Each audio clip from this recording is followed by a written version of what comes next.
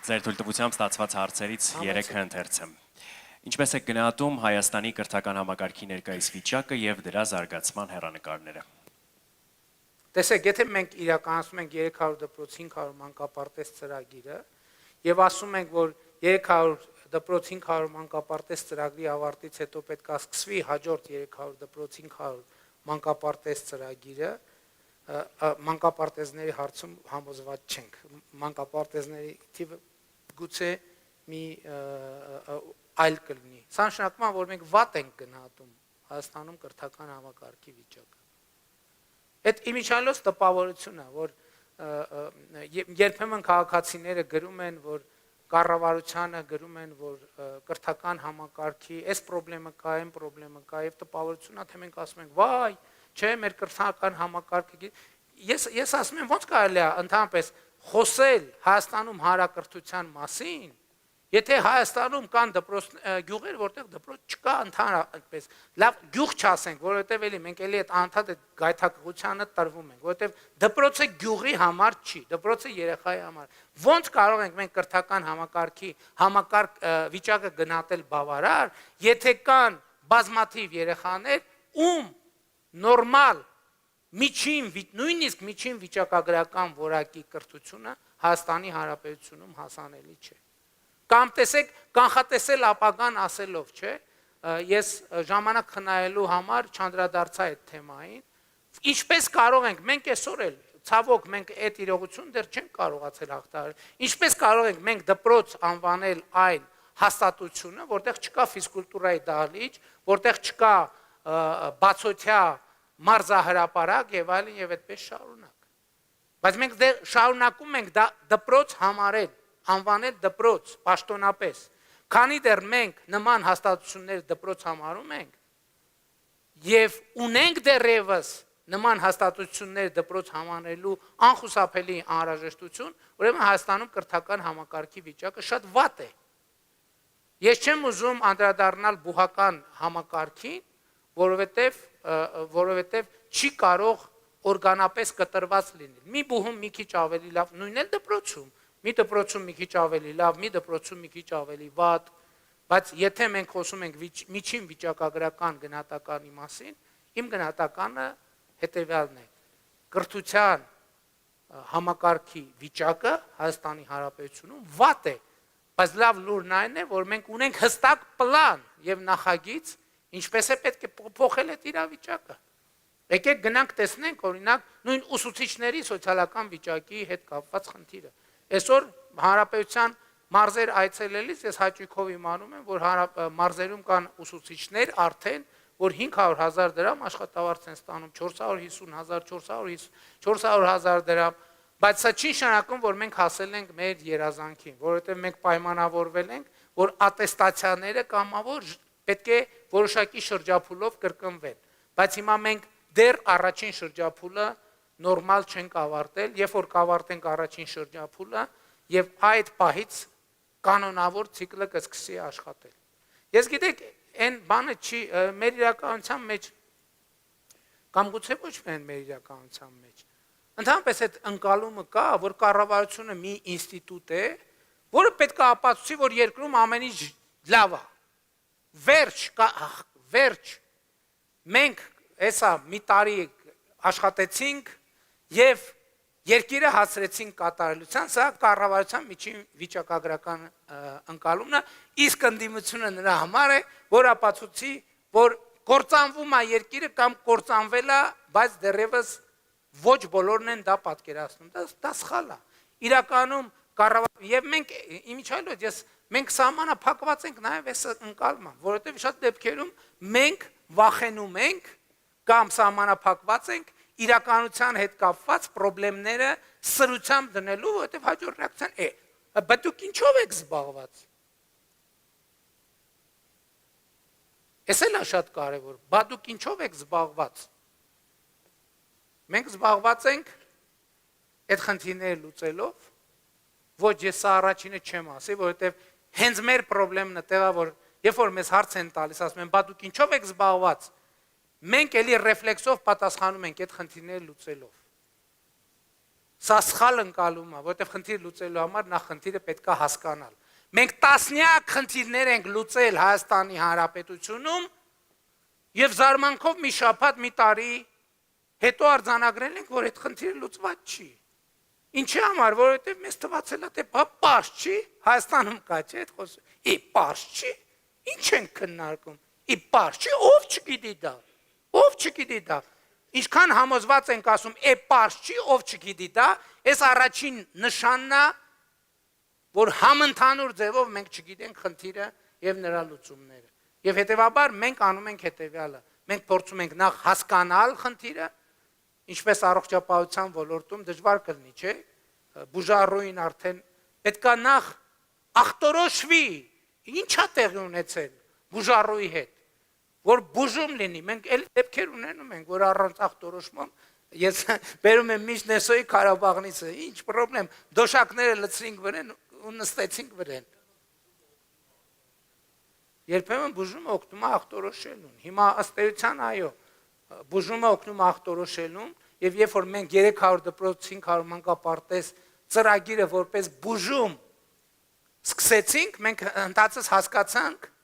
որ այդ բուժման ընթացքում մենք իմանում ենք բաներ, որ դրանից առաջ չգինեինք, եւ եթե ծրագիրը չսկսեինք, երբեք էլ չէինք իմանա։ Երբեք չէինք իմանա։ Մեր գործընկերները ներկա են առնվազն 4 պաշտոնյա, փոխվարչապետը, ԳԳՄՍ նախարարը, տարածքային կառավարման եւ ենթակառուցվածքների նախարարը, քաղաքաշինության կոմիտեի նախագահը, եւ ես չեմ վախենում ասել, որ մենք ինչի ենք գնում ամեն դպրոց, նախ քաղաքական առումով այդ ընդգծելու համար, երկրորդը հետ էլ չժխտենք, բանն էլ է կարևոր, հանրային հաղորդակցությունը ցույց տալու համար մեր գործը, բայց ես ուզում եմ անկեղծորեն ասել, գոնե մեր առաջնային մղումը սովորելն է։ Մեր առաջնային մղումը սովորելն է, որովհետև այդ հաղորդակցությունը մեզ շատ բան է տալիս, մեզ շատ բան է սովորեցնում։ Վատ, բայց կայուն եւ անհույս չի, եւ ամեն ինչ պլանավորված է եւ ապագան կանխատեսելի է։ Շնորհակալություն, հաջորդ հարցը, որ ստացել ենք դահլիճից, ինչպես եք տեսնում ակադեմիական քաղաքի դերը Հայաստանի կրթական էկոհամակարգի վերափոխման եւ երիտասարդ մասնագետների ներուժի լիարժեք իրացման գործում։ Ըստ էության ես դրան անդրադարձա, ամենակարևոր ընկալումը, որ ընկալման փոփոխությունը, որ մենք պետք է ունենանք, հետեւյալն է։ Բուհը հարգելի ներկաներ, մարզի համար չէ։ Բուհը ուսանողի համար է։ Դպրոցը գյուղի համար չէ, դպրոցը երեխայի համար է։ Եվ այսպես շարունակ, որովհետև երբ որ մեզ ասում են, ակադեմիական քաղաքում ուզում ենք ուսանողներին կենտրոնացնենք, ես մյուս կողմից ասում են, բա պետությունը ինչի Քեմբրիջի, Օքսֆորդի համալսարանների համար ծրագիր չի անում, որ գնան այնտեղ։ Այստեղ հակասություն կա։ Այսինքն ասում են մարզերի ուսանողներին ուզում ենք տանենք Երևան, մենք եղել է դեպքեր, օրինակ մարզերի հեռավոր գյուղերից ֆինանսավորել ենք, մեզ համար զարմանալի ձևով ոչ թե ֆինանսավորել ենք, այլ խնդրել ենք, որ ֆինանսավոր, մեզ համար զարմանալի ձևով մեկ էլ մի գյուղից մի շրջանավարտ ընդունվել է աշխարհի թոփ համալսարաններից մեկը։ Մենք այդ ուսանողին ասենք, գիտես ինչ, մնա այդտեղ, ոնց գյուղ ուզում ես դատարկես։ Այստեղ այլ բան, մենք այդ գյուղում ճանապարհ ենք կառուցում, մենք այդ գյուղում ինտերնետի հարցն ենք լուծում, որ հիմա այդ գյուղում Starlink-ով էլ ինտերնետ կա, շարժական էլ ինտերնետ կա, մալուխով էլ ինտերնետ կա, որ հնարավոր լինի նաև գյուղում ապրելը, աշխատելը եւ այլն եւ այդպես շարունակ։ Իսկ ակադեմիական քաղաքը մենք տեսնում ենք տեխնոլոգիական ոլորտի մեր գործընկերներից շփվելիս ես մի հատ լավ բառ եմ սովորել, աքսելերացիոն կենտրոն։ Ակադեմիական քաղաքը Հայաստանում զարգացման մտքի աքսելերացիոն կենտրոնն է։ Եվ մենք այդպես ենք ասինքն գրավիտացիոն կենտրոն պետք է լինի, որի շուրջ պետք է տեղի ունենան իրադարձությունը եւ ինքը հայաստանյան ռազմավարական զարգացման աքսելերացիոն կենտրոնն է եւ տնտեսության, եւ մշակույթի, եւ սպորտի, ամեն ինչի։ Շնորհակալություն եւ հաջորդ հարցը Կա արդյոք հատուկ ռազմավարություն մասնավոր հատվածի ներդրումները խրախուսելու համար ակադեմիական քաղաք նախագծի համատեքստում։ Այո, մենք այնտեղ ունենք 8 պետական բուհի նախագիծ եւ մասնավոր բուհերի նախագծերի համար նախատեսված տարածքներ։ Բայց այստեղ ամենակարևոր ռազմավարական մոտեցումը հետեւյալն է, որ նաեւ մասնավոր հատվածը հասկանա, որ սա ուղղակի հերթական PR ակցիան չի, սա լուրջ է եւ դրա համար պետքա կառավարությունը սկսի ներդրումներ անել եւ կառավարությունը կանի ներդրումներ։ Այսինքն իրականում երբ որ արդեն այնտեղ սկսեց ենթակառուցվածքը զարգանալ, անպայման համոզված եմ, որ նաեւ մասնավոր հատվածից այնտեղ ներդրումներ կլինեն։ Իմիջիայլոց ակադեմիական քաղաքի կարևոր առանձնահատկություններից մեկը աշխատատեղը պոտենցիալ ուսանողին մոտիկ բերելն է։ Հիմա նույն տեխնոլոգիական ոլորտի տեխնոլոգիական համալսարանի համատեքստում մենք մտադիր ենք նաև ոլորտի ընկերություններին առաջարկել տարածքներ, որտեղ նրանք աշխատանքային գրասենյակներ կստեղծեն, որտեղ ուսանողները հնարավորություն պատկերացրեք, այս շենքում սովորում է եւ կողքի շենքում ինքը հնարավորություն ունի մասնակի կամ ամբողջական աշխատել։ Հաջորդը, ես արդեն ասացի, որ ակադեմիական քաղաքում լինելու են ավագ դպրոցներ։ Մեր գաղափարն այն է, որ մանկավարժական ինստիտուտի ուսանողների ավարտական լավագույն ուսանողները հնարավորություն կունենան մանկավարժական գործունեությունը սկսել այնտեղ։ Վերջերս մենք ֆիզիկական կուլտուրայի եւ սպորտի ինստիտուտի Հոբելյանին էինք եւ նախարարի հետ հասրեցինք քննարկել, որ ակադեմիական քաղաքի ամբողջ մարզական ծառայությունների օպերատորը եւ պատասխանատուն պետք է լինի ֆիզկուլտ ինստիտուտը։ Իմիջիայլոց մենք նաեւ հասել ենք այն կետին, որ կարծես թե մենք գնալու ենք այն ճանապարհով, ոչ մի բուհի անուն չի փոխվելու։ Ոչ մի բուհի անուն չի փոխվելու կամ առնվազն էականորեն չի փոխվելու։ Հիմա օրինակ ֆիզիկական կուլտուրայի եւ սպորտի պետական ինստիտուտի Հոբելյանի ժամանակ մենք իմացանք, որ իրանք սիրում են իրանք անվանել ֆիզկուլտ ինստիտուտ։ Մեզ թվում էր, թե դա օրինակ ես երբեք բան չի անի, չի համարձակվի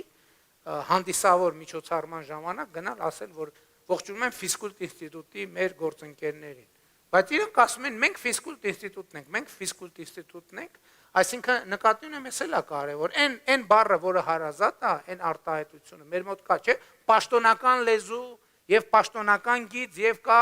կյանքի գիծ։ Նրանք երբեք իրար հետ չեն խաչվում։ Այսինքն այս պաշտոնականը գնալով դառնում է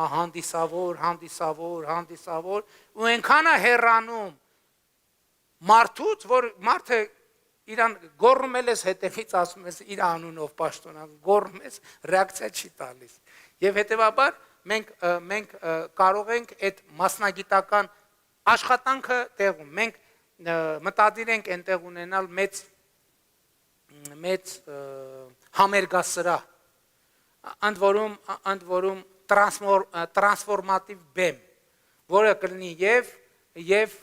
թատերական բեմ, եւ պարարվեստի բեմ, եւ ֆիլարմոնիկ, եւ էստրադային, եւ ռոք, եւ այդպես եւ կլինի կինոթատրոն, որտեղ մենք նկատի ունենք, որ արվեստի համալսարանում սովորելու է եւ իր հարևանությամբ գտնվող բեմերի վրա հանդես է գալու եւ ակադեմիական քաղաքը պետք է լինի ինտելեկտուալ ժամանցի թիվ 1 կենտրոնը Հայաստանում։ Սա շատ կարևոր է։ Սա էլի հերթական պարսպապատ նախագիծը չի լինելու, որտեղ ելումուտ ունեն նրանք, ովքեր այդտեղ կամ ուսանող են կամ դասախոս են, ոչ, սա պետք է մեր ընկալման պետք է լինի միտեղ, որ մարդիկ պետք է ասենք, չգնանք, մի հատ ճաշենք։ Իմիջիայլոց գյուղատնտեսական կլաստերը, որը հենց կողքը լինելու են գյուղատնտեսական տարածքներ, այգիներ, վարելահողեր, ֆերմաներ, ձկնաբուծարաններ, որոնք լինելու են կրթական process-ի մաս, բայց այդ ձուկը կողքի ռեստորանում մատուցվելու է։ Եվ այնտեղ ուսանած խոհարարները, այսինքն գաղափարն ամեն ինչը պարզ է, չէ, բացարձակ չենք ասում, որ այդտեղ չի այլևս չի կարող։ Այսինքն սա ինքը իրականում բոլորովին այլ տրամաբանության նախագիծ է, որպեսզի եւ ուսանողները եւ դասախոսները այնտեղ լիարժեք ապրելու գործելու հնարավորություն ունեն։ Մենք քաջալերելու ենք նաեւ, որպեսզի ուսանողները ոչ միայն սովորեն, ոչ միայն աշխատեն, այլև ընտանիք կազմեն։ Ինչա պետք դրա համար։ Այնտեղ պետք է լինի մանկապարտեզ անպայման։ Այնտեղ պետք է լինի բժշկական ծառայություններ անպայման։ Ինչը նշանակում է, որ բժիշկ մասնագետները հնարավորություն կունենան իրենց պրակտիկան հենց տեղում ունենալ եւ այլն եւ այսպես շարունակ։ Հա միակ սահմանափակումը, որ լինելու է ակադեմիական քաղաքմուտքի, ավտոմեքենաների մուտքը խստիվ արգելված է լինելու։ Ավտոմեքենայով շարժ չի լինելու եւ նախագծված է մեր գերմանացի գործընկերների կողմից այնպես, որ հետիոտն կամ հեծանիվով կամ այտենց թեթև տրանսպորտային միջոցներով տեղաշարժվելը լինի մաքսիմալ հարմարավետ եւ ոչ միայն հարմարավետ, ինքը ենթադրվի, ինքը տրամաբանորեն այդպես լինի, այլ կերպ գործելը դուրս լինի տրամաբանությունից։ Եվ իհարկե մենք նաեւ մեկ ուրիշ ռազմավարական որոշում ենք կայացրել, որ ակադեմիական քաղաքը, այստեղ մի քիչ որոշում, մի քիչ խայծ կներեք կոպիտ բառի համար, կա, մենք որոշել ենք, որ սկսենք ուսանողական կացարաններից։ Հանրապետության բոլոր բուհերի համար ուսանողական կացարանների կառուցումից, որպեսզի մեր ուսանողությունը նախ սովորական դառնա իր համար այնտեղ ապրել, որ մի քիչ պահի, գիտեք, որ պրոբլեմ կա, ցավոք, շատ ուսանողներ ստիպված են մեծ գներով վարձով բնակարաններ վարձել եւ այլն եւ այդպես շարունակ։ Մեր պլանը հետեւյալն է, որ ուսանողները այնտեղ սկսեն ապրել եւ մի X պահի իրենք սուր դնեն, հարցասեն, չհասկացան։ Ինչ ենք մենք ամեն օր այդքան խցանումների մեջով գնում հասնում Երևանի կենտրոն, էլի հետ գալիս տեղ։ Հետեւաբար ապահովեք, որ մենք տեղում էլ մեր դասերին այցելենք։ Շնորհակալություն, պարոն վարչապետ։ Ես եմ շնորհակալ։